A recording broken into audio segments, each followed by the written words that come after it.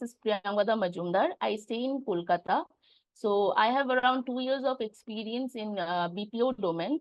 I have worked in TCS. Before that, I have worked in Wipro. I have learned digital marketing in Digital Vidya. My first thing was to change and planning for jump into digital marketing is because I want to change my career in digital marketing domain. So in Digital Vidya, I have a good experience in digital marketing course at Digital Vidya. Like I have learned 6 core modules. I have attempted a capstone project. I have done an internship in performance marketing and gained a certificate. Overall, it was a very good experience.